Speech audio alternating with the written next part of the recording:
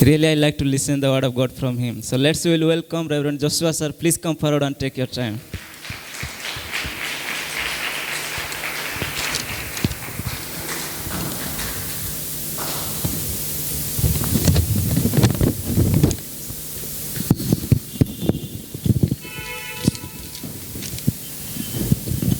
Praise the Lord.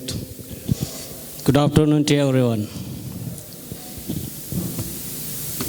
हर पत्नी अपने पति को हीरो बनाना चाहती है। इसी कारण से मेरी पत्नी भी मुझे हीरो बनाने के कारण से मुझे कटप्पा बना दिया।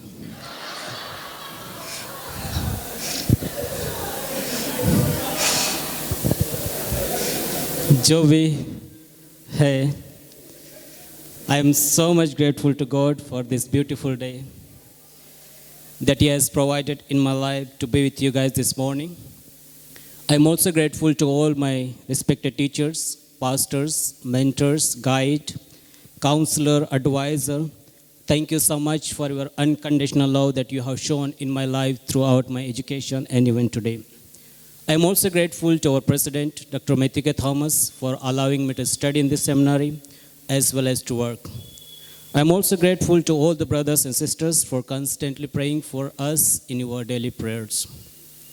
And my special appreciation goes to Reverend Basu sir for mentioning my name in the list, because I thought that I may not have this chance, but thank you, sir, for your kind towards me. So as we have come to the end of our academic year, so since this will be my last preaching in this academic year, so from my family side, it's a big thanks to everyone for your love, support, and care. So as we have come into the end of our academic year, in the light of that, I have selected a very familiar passage, that is Book of Romans, chapter 1, verse 13 to 16. Romeo की पत्री उसका पहला अध्याय वचन 13 से 16. Please, somebody help me to read. Book of Romans, chapter 1, verse 13 to 16.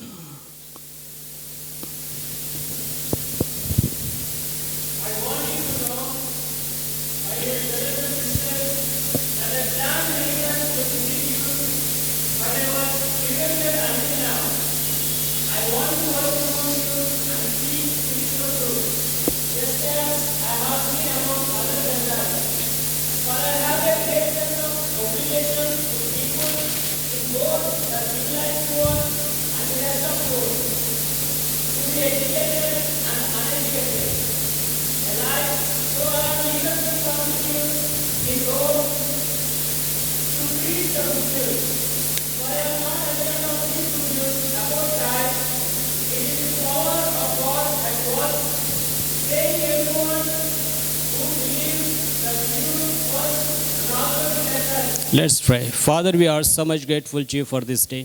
Thank you for providing wonderful day, wonderful environment, and wonderful place to sit at your feet and listen to you, God. God, speaker is absolutely nothing, Lord Jesus. You speak to us this morning. Thank you for everything in Jesus' name. Let's everyone say Amen. Amen. According to this passage, I have entitled, the topic of my sermon for this morning is, I am debtor to the gospel. मैं सुसमाचार का कर्जदार हूँ. One day I asked one of the MD brother regarding his further education or what you are going to do after your course. He replied me one thing. उसने कहा, इसके बारे में मैंने मेरे पास्टर को पूछा. I asked to my pastor regarding this, and उसने कहा कि मेरे से पहले मैंने तीन स्टूडेंट को बाइबल कॉलेज में भेज चुका हूँ, लेकिन जब वो बाइबल कॉलेज से वापस आए, उन्होंने चर्च के लिए या परमेश्वर के राज्य के लिए कुछ नहीं किया. लेकिन अभी मुझे आपके ऊपर आशा है, मुझे आपके ऊपर विश्वास है, या फिर मैं ये चाहता हूं कि आप जो मेरी सेवकाई है उसको आगे लेकर के जाए. और उस ब्रदर ने मुझे बहुत अच्छी बात बताई कि सर, मेरा जो पास्टर जो बात मुझे बताई मेरे दिमाग में फिट हो चुकी है. And I want to go back to my homeland and I want to do ministry. जिस चर्च से मैं आया हूँ, जिस जगह से मैं आया हूँ, वहाँ जा कर के प्रचार और वहाँ जा कर के सेवकाई, और जो पास्टर मुझे भेजा है उसकी सेवकाई को मैं आगे लेकर के जाना चाहता हूँ. और मैं ये समझता हूँ यहाँ पर बैठे हुए हर एक व्यक्ति सुसमाचार का कर्जदार हैं, क्योंकि किसी ने किसी आपके पास सुसमाचार लेकर के आने का रिस्क उठाया. Somebody has come to you. Maybe that is your pastor, maybe your relative, your friend. Somebody has come to you and give you the gospel. और उस कारण से आप यहाँ पर बैठे हुए. किसी का उपकार आपके ऊपर है, किसी ने उस सुसमाचार को लेकर के आपको दिया है, और अब ये आपका कर्तव्य है कि उस सुसमाचार को सुसमित वापस करने का समय आ गया है. जितने भी फाइनल ईयर वाले यहाँ पर बैठे हुए हैं, उनका कर्तव्य है, वो उस सुसमाचार के कर्जदार हैं जिन्होंने आपके पास सुसमाचार को लेकर के आया है. और अभी यह समय आ गया है कि उस सुसमाचार को जो कर्ज आपके ऊपर है उसको सुसमित वापस करने का समय आ गया है. और आप में से कुछ फर्स्ट ईयर, सेकंड ईयर, और कुछ लोग ऐसे हैं वो बोल सकते हैं कि हमें प्रचार करना नहीं आता, हम कैसे करके लोगों को सुसमाचार सुना सकते हैं. आप लोगों के लिए मैं एक बात बताना चाहता हूँ. पत्रोस को विश्वास में लाने के सबसे बड़ा हाथ किसका था? अंद्रयास का. अंद्रयास जो कुछ नहीं जानता था, उसने पत्रोस को प्रभु यीशु मसीह के साथ मिलाया. The Andreas introduced to Peter to Jesus. अंद्रयास ने पत्रोस को प्रभु यीशु मसीह के साथ मिलाया, और बाद में हम देखते हैं पत्रोस चर्च में सबसे बड़ा लीडर बन गया. आपको सुसमाचार प्रचार करना नहीं आता, प्रचार बनाना नहीं आता होगा, लेकिन अभी अगर एक पीटर को आप प्रभु यीशु मसीह को मिला दोगे, अगर वो पीटर, अगर आप यीशु मसीह को, पत्रोस को यीशु मसीह से मिला दोगे, और उसके बाद में दूसरा आपका कर्तव्य बनता है कि आप हमारे CITS के बारे में जरूर बताना. जैसे आपने किसी को यीशु मसीह से मिला दिया, वो विश्वास में आ गया, तो अगर उसको अच्छा लीडर देखना चाहते हैं, और आपका जो कर्ज है, जो सुसमाचार का कर्ज है, किसी के हाथ में सेफ रहना है, तो आपको किसी पीटर को प्रभु यीशु मसीह से मिलाना है. अगर वो पीटर प्रभु यीशु मसीह के साथ मिल गया तो उसको CITS के बारे में बताना भूलना नहीं. तो जो लोग समझते हैं कि मुझे प्रचार करना नहीं आता, लोगों के सामने मुझे खड़ा होने के डर लगते हैं, उन लोगों के लिए आपको सिर्फ पीटर को प्रभु यीशु मसीह से मिलाना है. और ओ पीटर यीशु मसीह से मिल गए तो बाइबल कॉलेज के बारे में जरूर बताना, ताकि आपका जो सुसमाचार का जो कर्ज आपके ऊपर है, वो कर्ज, वो सुसमाचार उसके हाथ में सेफ रहेगा. और यहाँ पर Paul says that he is the debtor to the gospel. Debtor का मतलब क्या है? Debtor is obligated to something or someone. किसी का कर्जदार है या किसी बात के लिए वो कर्जदार माने. यहाँ पर Paul has an undivided focus attention towards the church which he has planted, and he has the commitment to the churches which was not founded by him. और इसीलिए Paul अपने आप को समझता है कि he is the responsible for the church to nurture them spiritually. पौलुस अपने आप को जिम्मेदार मानता है कि हर एक उस चर्च में, हर एक उस विश्वासी को उनके आत्मिक बातों में आगे बढ़ाना, उनको सिखाना, पौलुस अपने आप को जिम्मेदार मानता है. And Paul has the big dream, big desire to visit Rome. But because of the profound ministry he had in Asia Minor and Greece, and therefore he is not able to set apart a particular time to visit Rome. लेकिन उसकी दिली इच्छा है, इसलिए वो बोलता है, Romeo को कलसा है, he counted himself, he credited himself that he is the debtor for the gospel. और इसीलिए यहाँ पर Paul has mentioned 4 group of people in verse 14. I did not make the PowerPoint because the point is right in your text. Verse 14 में लिखा हुआ है. The first group of people he mentioned about the Greek. That you can write the point, that debtor to the Greek. Apart from the Greek, all other are counted a premature. यूनानी को छोड़कर सभी दूसरे लोगों को, वो पुरानी सोच वाले, पुराने जमाने के या पुराने विचारधारा के लोग मानते थे. And Greek philosophy has influenced the people around the world. And in the light of that background, they evaluate themselves that all other people are foolish. यूनानी को छोड़कर हर दूसरे व्यक्ति को, दूसरे लोगों को वो मूर्ख समझते थे. उनकी शिक्षा को, उनकी आइडियोलॉजी को, उनकी फिलोसफी को फालतू समझते थे. And Greek उनको हेलन के नाम से भी जाना जाते हैं। ये ग्रीकी लोग हैं, वहाँ से ही ये लोग निकले हैं और अलग अलग स्थान में जा कर के बस गए। अगर तो आप कॉलोनिज्म के बारे में पढ़ा होगा तो आपको पता है, अलग अलग स्थान में वो जा कर के बस गए। कोई फिशिंग करने लगा, कोई एग्रीकल्चर करने लगा, ऐसे व्यवसाय के लिए वो अलग अलग स्थान में बढ़ गए। लेकिन अलेक्जेंडर द ग्रेट के समय में इन सभी लोगों को एक ही भाषा बोलने का अनुमति दिया गया था, एक ही कल्चर को शेयर करने के लिए अनुमति दिया गया था। इस कारण से, क्योंकि अगर उनको कुछ भी सुसमाचार, कुछ भी मैसेज शेयर करना है तो बहुत जल्दी से वहाँ पर फैल जाएगा। इस कारण से उनको एक ही भाषा और एक ही कल्चर का शेयर करने का अधिकार दिया गया था। People were intoxicated with the Greek thoughts and philosophy. वो लोग उन फिलोसफी में, उनकी विचारधारा में कितने खतरनाक फंस चुके थे, नशीले हो चुके थे। इसलिए हम देखते हैं अलेक्जेंडर के ग्रेट के समय में अगर वो कुछ आदेश देता तो उसके लिए मर मिटने के लिए लोग तैयार होते थे। इस तरह से उस विचारधारा में वो लोग फंस चुके थे। और learning centre with debates were very common, क्योंकि वहाँ पर अपने आप को बुद्धिमान, होशियार, सबसे ऊपर समझते थे। इसीलिए डिबेट होना वहाँ पर एक समान बात थी। क्योंकि हम देखते हैं ये लॉजिक है, जहाँ पर इंटेलिजेंट लोग होते हैं। फॉर एग्जाम्पल, यहाँ सब थियोलॉजियन हैं और यहाँ से मैं अगर एक सेंटेंस कुछ अलग बोल दूंगा तो तुरंत उसके ऊपर डिबेट शुरू हो जाएगा। तो ये सभी लोग अपने आप को बुद्धिमान, अपने आप को इंटेलिजेंट, अपने आप को बहुत ही महान समझते थे। इस कारण से वहाँ पर हमेशा डिबेट हुआ करता था, क्योंकि यहाँ पर लोग अपने आप को फिलोसोफर, अपने आप को बहुत ही महान समझने के कारण। फॉर एग्जाम्पल, मैं एक फिलोसोफर का नाम लेना चाहता हूँ जिनका नाम है सॉक्रेटिस। जब मैं इनकी हिस्ट्री पढ़ रहा था, इनके बारे में पढ़ रहा था, बहुत सी चीज़ें मुझे सीखने को मिली। लेकिन आप लोगों के सामने मैं एक ही बात रखना चाहता हूँ। ये सॉक्रेटिस बहुत महान एक फिलोसोफर था, एक बुद्धिमान व्यक्ति था। इस कारण से उसके पास में यूथ, जवान लोग आकर के उसको सुनना चाहते, क्योंकि वो बहुत अच्छी बात किया करता था। इसीलिए वो यूथ लोगों का एक आइकन था। यूथ लोग उसके पास में आकर सुनना पसंद करते थे। लेकिन कुछ लोगों को ये बात पसंद नहीं आती थी, क्योंकि ये जो बात बोलता था वो सटीक बोलता था। ऐसा बोलता था कि बहुत ज़्यादा भगवान जो हैं उनकी पूजा करने की आवश्यकता नहीं है, परमेश्वर सृष्टिकर्ता एक ही है। ऐसी बहुत ही अच्छी बात बोला करता था। तो बहुत से दूसरे पॉलिटिशियन थे, दूसरे लोगों से उनको पसंद नहीं आती थी। फिर इनके ऊपर केस दर्ज हो गया, फिर उनको कोर्ट में लाया गया। फिर कोर्ट में उसको 3 घंटे का अवसर दिया गया कि वो अपनी बातों को डिबेट करके वो सही तरीके समझा सकता है।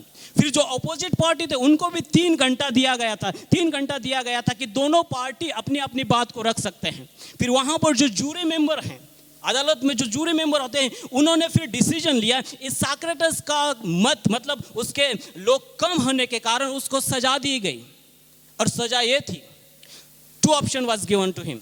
The first option was he had to drink poison and kill himself, or other option he was given that he should, whatever he said, that he should prove that is wrong. जो विश्वास वो करता था, जो बातें वो बता रहा था, उसको झूठा साबित करना है, ना तो फिर उसको जहर खा करके अपने आप को मारना। ये सजा उसको दिए गए थे। बहुत से उसके शिष्य, बहुत से उसके जो सुनने वाले अनुयायी थे, उन्होंने कहा कि देश छोड़ कर भाग जाओ, बहुत सी सारी चीज़ें कहा। लेकिन उन्होंने कहा नहीं, जो मैं बात कहा, जो मैंने विश्वास किया वह सत्य है। और उसके लिए जो वो व्यक्ति जहर पीन कर अपने आप को मारना पसंद किया, लेकिन उसका जो फिलोसफी थी, उसकी जो बातें थी, उसको नकारना, उसने उसको नहीं नकारा, उसने जहर पी करके अपने आप को मारने के लिए तैयार हो गया। इतने खतरनाक साइंटिस्ट, इतने खतरनाक बुद्धिमान, हर एक इंसान अपने आप को बुद्धिमान समझने के कारण में डिबेट होता रहता था। लेकिन पौलुस ऐसे लोगों में जाकर के सुसमाचार प्रचार को सुनाना चाहता है। Paul counted himself that he is the debtor to the Greek। उन बुद्धिमान, उन फिलोसोफर, उन अपने आप को सुपीरियर, अपने आप को महान समझने वाले लोगों में जाकर के सुसमाचार को सुनाना चाहता है। जो भी लोग सुसमाचार का सुनना चाहते हैं, उससे सीखना चाहते हैं, जो डिबेट करना चाहते हैं, उनके सामने जाकर के वो सुसमाचार सुनाने के लिए अपने आप को कर्जदार मानता है। मेरे प्रिय भाई और बहन, पौलुस अपने आप को अपनी इच्छा से उन लोगों के बीच में जाकर के सुसमाचार सुनाना चाहता। Paul is not ashamed of the gospel. वो सुसमाचार प्रचार करने के अपने आप को शर्म महसूस नहीं करता है। वो बुद्धिमान लोगों के सामने जाकर के प्रचार करना चाहता है, उनके सामने डिबेट करना चाहता है, उनको सिखाना चाहता है, क्योंकि उनका जो बुद्धि है, उनका जो ज्ञान है, पौलुस को सुसमाचार प्रचार करने के लिए हिंड्रेंस का कारण ना बने। पौलुस चाहता है कि हर एक बुद्धिमान व्यक्ति, हर एक अपने आप को सुपीरियर समझने वाला, हर एक अपने आप को बड़ा समझने वाला, हर एक इंसान परमेश्वर का प्रेम का अनुभव करना चाहिए, परमेश्वर को सामर्थ्य का महसूस करना चाहिए। ये पौलुस की दिली इच्छा है।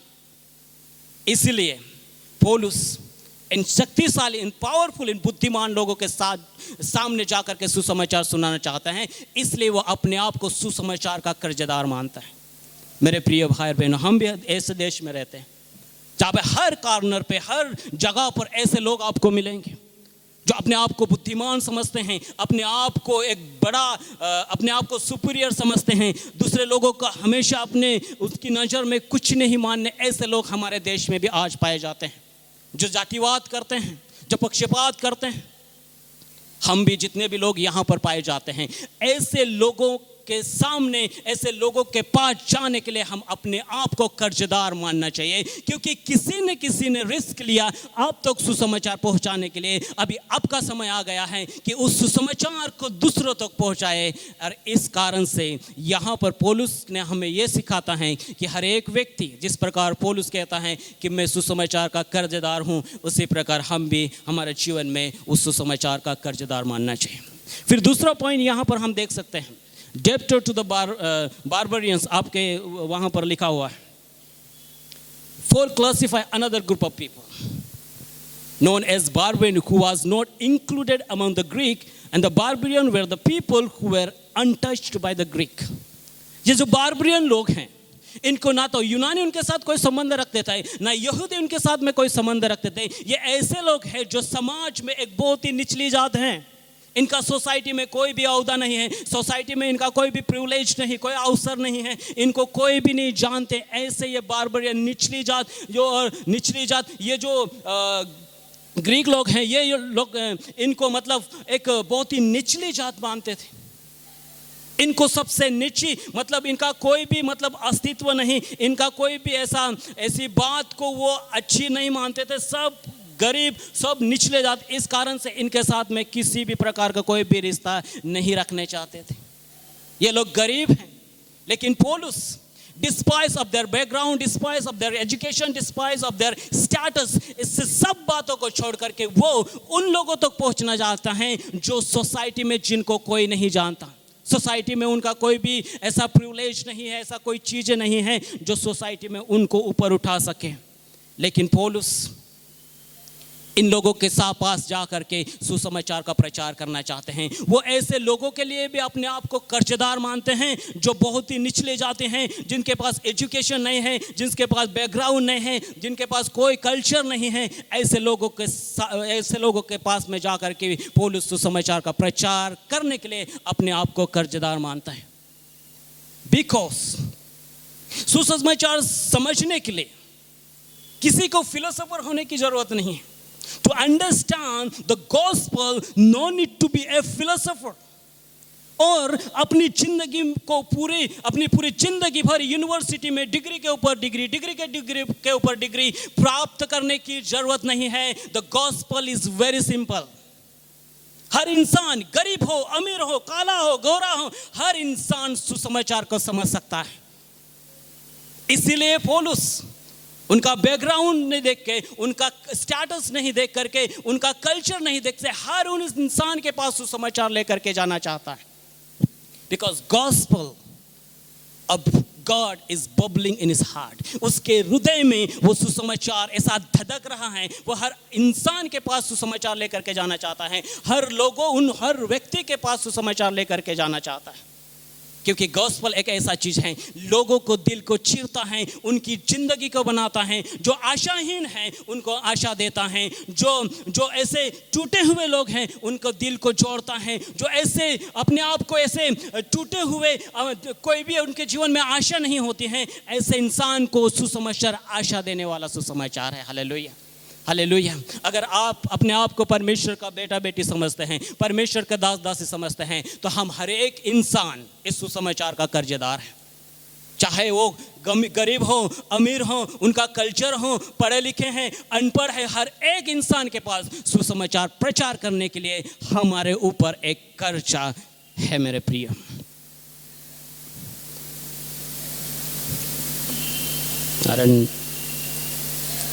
हाँ, फिर तीसरा ग्रुप वाइस, आपके वहां पर लिखा है chapter to the wise. The wise people who claim to have intelligent exercise superior over other in the society।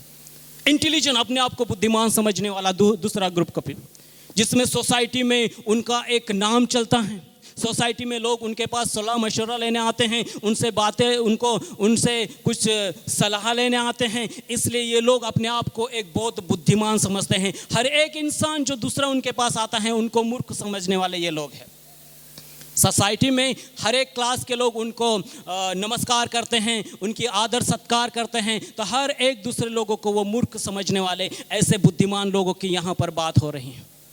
But Paul is not ashamed of the gospel। पौलुस सुसमाचार प्रचार करने के चाहे बुद्धिमान हो, हम गांव खेड़े में देखते हैं मुखिया लोग रहते हैं जो उनकी जो बात बोल दिए वही सबसे प्रमुख बना जाते हैं। उनके गांव में जो भी रहने वाले लोग उनके सामने नज़र झुकाकर चलते हैं, जो भी वो बोल देते हैं उसको उनको मानना पड़ता है, चाहे सही हो गलत हो। ऐसे लोगों के सामने जा कर के भी पौलुस सुसमाचार का प्रचार करना चाहता है।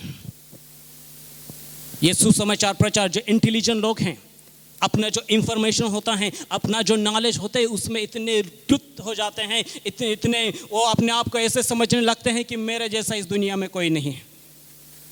मेरे पास थोड़ा सा यहाँ वहाँ से ज्ञान आ गया, किताब से यहाँ से वहाँ से, वो अपने आप को ये समझने लगते हैं बाकी सब लोग फालतू है और मैं ही हूँ। ऐसे लोगों के सामने भी पौलुस अपने आप को सुसमाचार का कर्जदार मानता है। उनकी बुद्धि, उनकी डिग्री, उनका स्टेटस पौलुस के लिए कोई भी बाधा का कारण नहीं बना। और हमारे लिए भी ऐसा होना चाहिए। हमारे देश में भी ऐसे अपने आप को बहुत पढ़े लिखे लोग हम देखते हैं, डॉक्टर, इंजीनियर, वकील, जितने भी पढ़े लिखे, जितने भी डिग्री किए हुए, उन लोगों के पास में सुसमाचार लेकर के जाने के लिए पौलुस हमको एक चुनौती दे रहा है कि आप उन लोगों के पास में सुसमाचार लेकर के जाने के लिए अपने आप को कर्जदार मानना चाहिए, क्योंकि हमारे पास भी कोई किसी के द्वारा सुसमाचार पहुंचा और इस कारण से आज हम यहाँ पर पाए जाते हैं। कुछ लोग सोचते हैं ये सुसमाचार सिर्फ गरीब लोगों के लिए है, ये सुसमाचार सिर्फ अनपढ़ लोगों के लिए है, ये सुसमाचार सिर्फ गांव के लोगों के लिए है, जिनका कोई स्टैंडर्ड नहीं, जिनको एजुकेशन के बारे में नहीं मालूम, इनको कुछ नहीं मालूम, ऐसे लोगों के लिए सुसमाचार है। ऐसे कुछ लोग मानते हैं, अभी भी मानते हैं, मसीह लोग भी मानते हैं इस बात को। पौलुस के समय में भी ऐसा ही हो रहा था। जब वह जंटाइल के पास सुसमाचार लेकर के जा रहा था, बहुत से लोग उनको तिरस्कार कर रहे थे। और हमारे समय में भी ऐसे बहुत से ऐसे स्थान हम देखते हैं जहाँ पर सुसमाचार लेके जाने के लिए लोग तिरस्कार कर रहे हैं, सुसमाचार लेकर के जाने के लिए हमें बंद कर रहे हैं, वहाँ सुसमाचार जाने के लिए हमें बैंड कर रहे हैं, क्योंकि पौलुस के समय में भी ये सब चल रहा था। लेकिन पौलुस ऐसे लोगों के पास में सुसमाचार लेकर के जाने के लिए अपने आप को डेप्टर मानता है, अपने आप को कर्जदार मानता है। मेरे प्रिय भाई और बहन, सुसमाचार और प्रभु यीशु मसीह को अपने राजा के रूप में स्वीकार करके या फिर बिना परमेश्वर के हर एक उस बुद्धिमान जो अपने आप को बुद्धिमान समझता है, उसकी बुद्धि अपूर्ण, इनकम्प्लीट है। जिसके जीवन में प्रभु यीशु मसीह आ जाता है, जिसके जीवन में प्रभु यीशु मसीह का प्रेम आ जाता है, उसका सामर्थ्य में आ जाता है, जो बुद्धिमान जो अपने आप को मानता है, उसकी बुद्धि कंप्लीट हो जाती है। The world is waiting for you to listen good news from you. Okay, the next is chapter to the Romans. पौलुस यहाँ पर अपना उस कर्ज को, उस डेप्टर को यहाँ पर रोकता नहीं, वो रोम तक पहुँच जाता है। और लास्ट में यहाँ पर क्या लिखा है, रोशन पढ़िए, 3 वचन। आखिरी में वो रोम के लिए भी अपने आप को कर्जदार मानता है, क्योंकि रोमी लोग भी वहाँ पर उनका स्ट्रक्चर, उनका एजुकेशन, उनका बिल्डिंग, उनका रोड्स बहुत अच्छा कंस्ट्रक्टेड होने के कारण वो अपने आप को सिटीजन होने के लिए गर्व करते थे। रोमी नागरिक होने के लिए अपने आप को बहुत ही हाई प्रोफाइल समझते थे। ऐसे लोगों के लिए भी पौलुस कहता है मैं उन लोगों के लिए भी कर्जदार हूँ, क्योंकि कंपेयर विथ रोमन सिटीजन, परमेश्वर के राज्य की उस सिटीजन से लेकर रोमन सिटीजन कुछ नहीं है। ये तो समाप्त हो जाएगा एक दिन, लेकिन स्वर्ग को जो सिटीजन होना एक अद्भुत बात है। रोम में ये सब चीजें ठीक चल रही थी, लेकिन एक बात की वहां पर कमी थी। सब चीज मिलिट्री, पॉलिटिकल, ये कंस्ट्रक्शन, ये पूरा सब चीजें अच्छी तरह से चल रहा था, लेकिन एक चीज की कमी थी, वो थी स्लेवरी।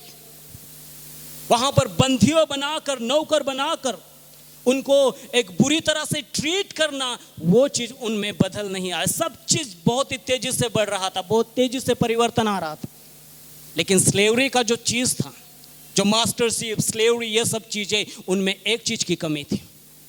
बट गॉस्पल, मास्टर एक सुपीरियर रहता था और जो उनका दास है वो उसको किसी भी तरह से वो ट्रीट कर सकता था, लेकिन गॉस्पल ऐसा नहीं करता। गॉस्पल सबके लिए बराबर, सबको बैलेंस करता है। गॉस्पल किसी को पक्षपात नहीं करता, गॉस्पल किसी को नीचा नहीं दिखाता, गॉस्पल किसी के साथ बुरा व्यवहार नहीं करता, लेकिन गॉस्पल हर एक इंसान को सेम बैलेंस में ट्रीट करता है। इसीलिए पौलुस कहता है कि वो रोमियो के लिए भी अपने आप को कर्जदार मानता है। मेरे प्रिय भाई और बहन, हम भी ऐसे शहर में रहते हैं जहां पर ऊंच नीच, बड़ा छोटा, हमारा कल्चर बड़ा, हमारा एजुकेशन बड़ा, हमारा ये बड़ा वो बड़ा, सब कुछ हमारा देश में भी वैसा ही, जैसा रोम में चल रहा था वैसा ही कहीं ना कहीं चल रहा है।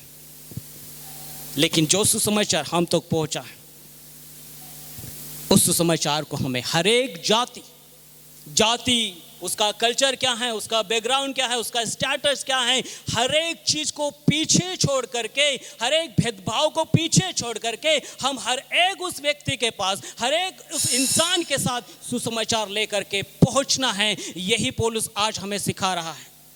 पौलुस के सामने ना बुद्धिमान, ना अनएजुकेटेड, ना कोई फिलोसोफर, ना कोई गरीब, हर एक इंसान के पास पौलुस अपने आप को यह समझता है कि मैं कर्जदार हूं हर एक उस इंसान के लिए जो इस पृथ्वी पर पाया जाता है।